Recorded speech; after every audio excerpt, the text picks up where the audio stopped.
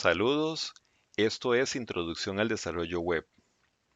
Bien, esto pretende ser pues apenas una pincelada de todo este gran mundo. Bien, tenemos en un principio la parte del cliente que conocemos como pues la parte donde tenemos las computadoras, celulares, dispositivos móviles y cualquier otro dispositivo que utilice un navegador web y se conecte a Internet. Todo esto funciona con la parte de HTML, CSS. HTML es la parte de los datos como tal. El CSS con sus reglas de estilo plantean o proponen u ordenan cómo debe ir esa información. Podría ser entonces a través de ciertos colores, con tipografías determinadas, acomodado de cierta forma. Y eso entonces es lo que se conoce como las reglas de estilo de los CSS. Todo esto puede ser controlado a través de JavaScript. JavaScript es el controlador que nos muestra o podría renderizar el texto o las imágenes o información en tiempo real, sin tener que recargar la página, como eso ya lo han visto ya en los anteriores videos. Bien, tenemos algunos ejemplos de librerías de JavaScript. Por ejemplo, tenemos el Moment, que el Moment sirve para administrar o visualizar el tiempo de una forma más amigable. Ahora con el tema de las redes sociales, es muy común ver publicaciones y ver ahí, por ejemplo, la fecha y dice publicado hace un mes o publicado hace unas horas o unos segundos o minutos. Eh, bueno, tenemos el jQuery, que el jQuery es o fue durante muchísimos años la predilecta de la parte de los desarrolladores. El jQuery fue usado durante mucho tiempo para una gran cantidad de aplicaciones. Sin embargo, ya se está tratando de dejar esa práctica, por lo menos en desarrollos modernos, ya se trabaja más con la parte de JavaScript puro, con instrucciones JavaScript, más por todo este tema de la evolución de JavaScript, del ECMAScript 6, que ofrece muchísimas funcionalidades que antes había que utilizar jQuery para poder pues, implementarlas de una forma más fácil. Tenemos librerías de visualización o de interfaces como React, como Vue, como Ember, que permiten desarrollar aplicaciones que muestren gran cantidad de datos y datos que están cambiando constantemente de una forma pues sencilla. Y bueno, Vanilla que es una librería muy utilizada por muchos desarrolladores. Bien, como framework favorito o por excelencia, tenemos Angular, que Angular fue desarrollado por Google. Angular puede ser implementado del servidor si se requiere una curva de aprendizaje pues un poco elevada para trabajar este framework. Por otro lado, tenemos las visualizaciones que son las librerías o frameworks de la parte gráfica, interfaz gráfica de usuario. Tenemos Bootstrap, hecho por Twitter, que es el que nosotros utilizamos, Bootstrap. También existen sus alternativas, como por ejemplo Semantic, Materialize, y pues un recurso muy utilizado últimamente es Bulma.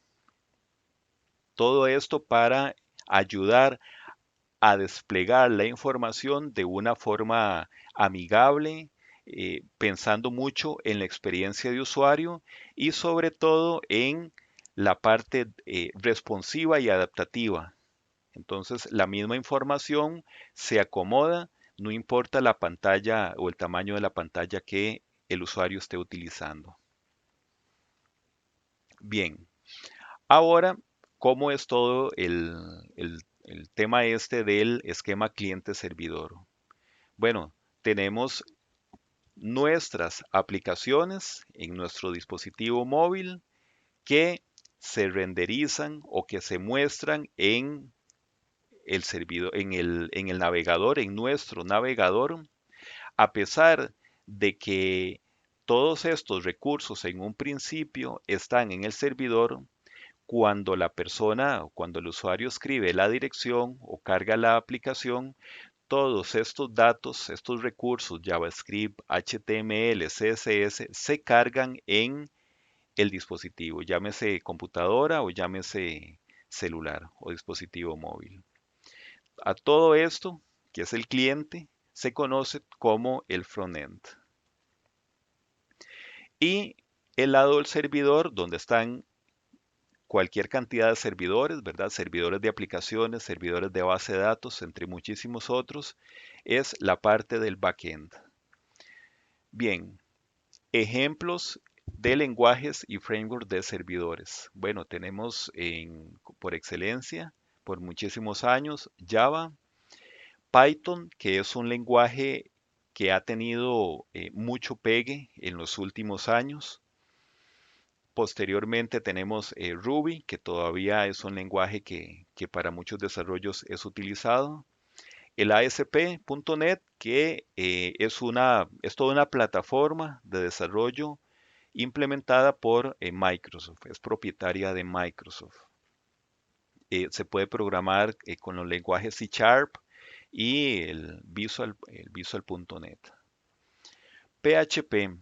PHP es un lenguaje que todavía sigue bastante vivo. Es un lenguaje bueno, hay algunos que dicen que ya está muriendo. Sin embargo, mientras existan los gestores de contenido, como por ejemplo WordPress, Drupal y entre otros, o los mismos gestores de aprendizaje como Moodle, que todos estos son hechos, o sea, sus bases, su backend es PHP. Entonces, mientras esto continúe así, PHP pues seguirá vivo. De hecho, es el lenguaje que por situaciones de la organización es el que estamos usando en este momento.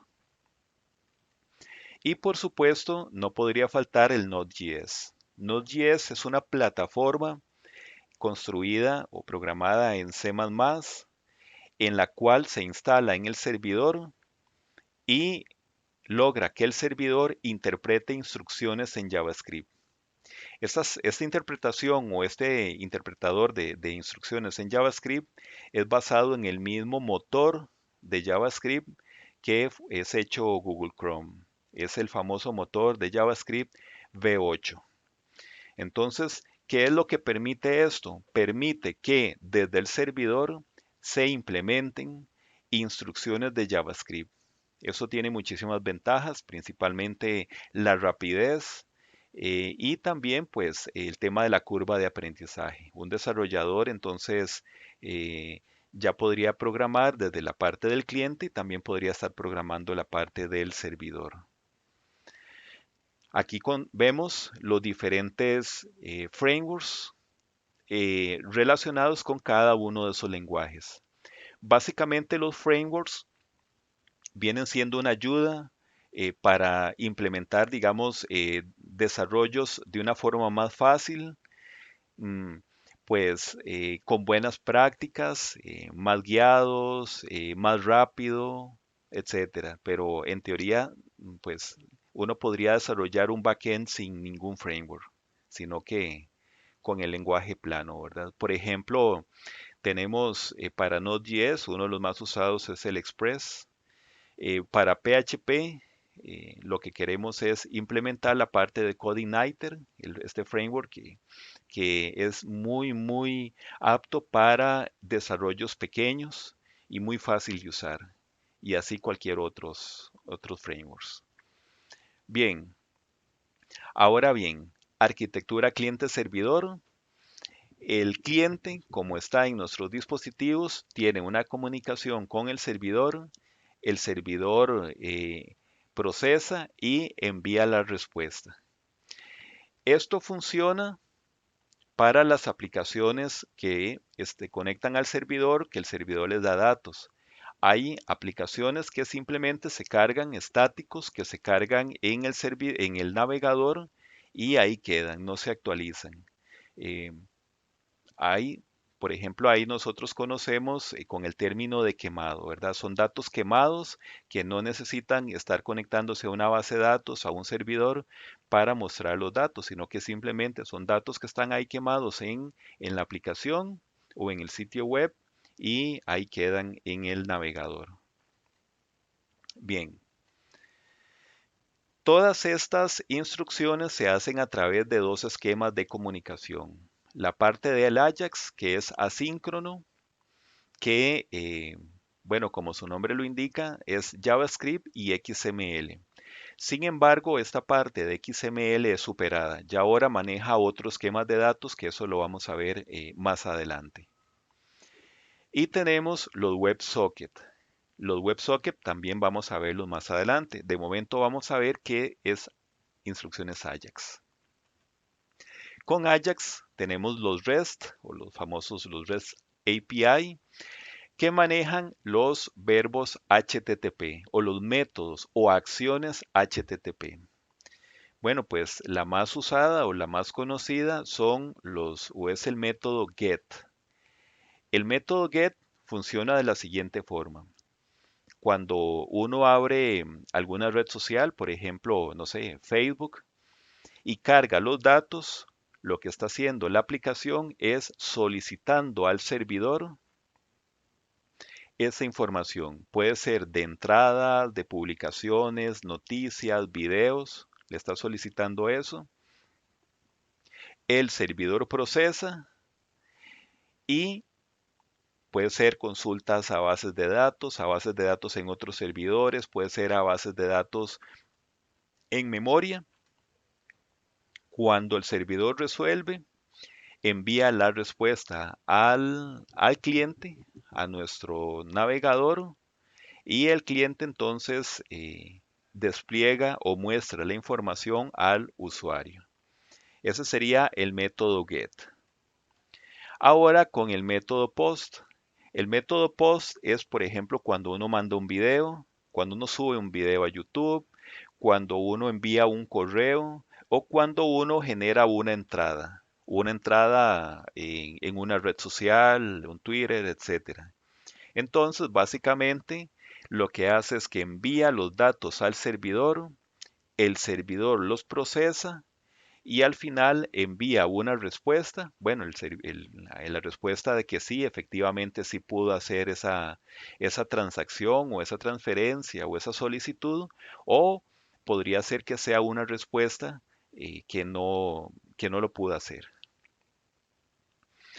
Bueno, pues ahí tenemos entonces algunos de las acciones o métodos HTTP, los GET, los POST, PUT, que es la especie, tanto el PUT como el patch, que son especie de actualizaciones, y el delete, que bueno, como su nombre lo indica, son eliminación de registros, ¿verdad? Todo esto sobre bases de datos, sobre estructura de datos que están almacenadas en la parte del backend.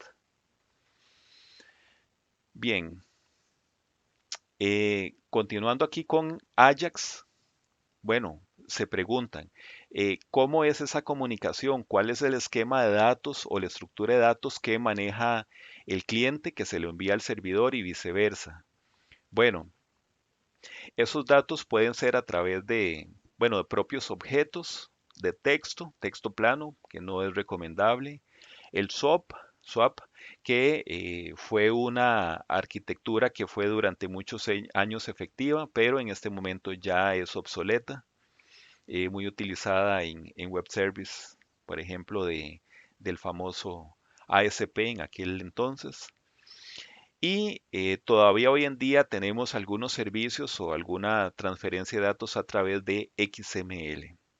Sin embargo, por excelencia, en este momento, por su flexibilidad, su facilidad para la lectura, el esquema de datos es el JSON. De hecho, ese es el que nosotros usamos para nuestros desarrollos. El JSON básicamente es una colección de objetos o un objeto, es un objeto JavaScript y por eso entonces es que es tan fácil usarlo, es muchísimo más rápido, JavaScript lo entiende de forma nativa. Entonces, ese es como les digo, la estructura de datos que nosotros utilizamos para comunicación cliente-servidor. Ahora, lo que es la tecnología Ajax por ser asíncrona, eh, ¿cómo es que funciona a profundidad? Digamos que los APIs son servicios que el cliente utiliza para hacer todo aquello, ¿verdad? Todas las instrucciones get, put, post, delete, etcétera, en el servidor. Entonces, digamos que nosotros queremos ver una lista de estudiantes de determinado grupo. Entonces se consume o se utiliza un servicio o API que se llama lista de estudiantes.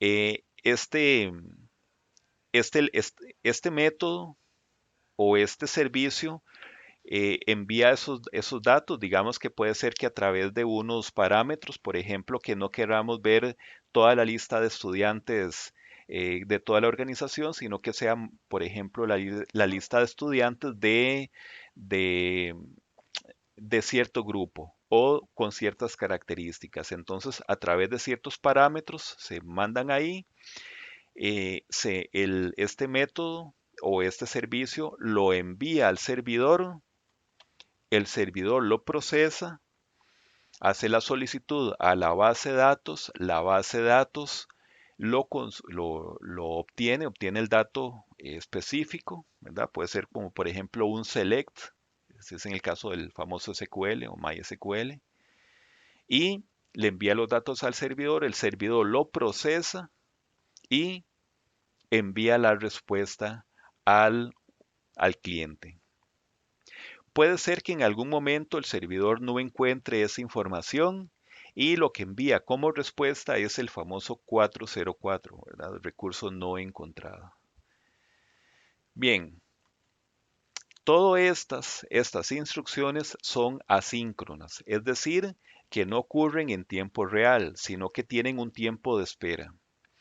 Si nosotros estamos programando, por ejemplo, cuando ya ustedes que ya han programado en JavaScript, ejecutan línea por línea, que es así como se ejecuta en el navegador. Sin embargo, cuando se llega a este tipo de instrucciones, esas instrucciones no se ejecutan inmediatamente, sino que lo que hacen es que esperan la respuesta del servidor para cargar los datos. Ahora, el tema de asíncrona se maneja de forma moderna a través de dos elementos, a través de fetch, que el fetch eh, lo que básicamente es retornar promesas. Una promesa es algo que posiblemente pueda ser cumplido o no. Entonces se genera la promesa, se espera a que el servidor mande esa respuesta en forma, sí, en forma puede ser de un JSON, etcétera. Cuando se retorna esa promesa. Entonces, eh, todo lo demás no se va a ejecutar hasta que esa promesa es cumplida o posiblemente en algún momento no podría ser que no sea cumplida. Entonces, básicamente los fetch retornan promesas, promesas cumplidas o incumplidas, si lo ven así de esa forma. Y también se trabaja con un API bien interesante y como pues más sencillo de trabajar, que son toda esta estructura de control que es un async await.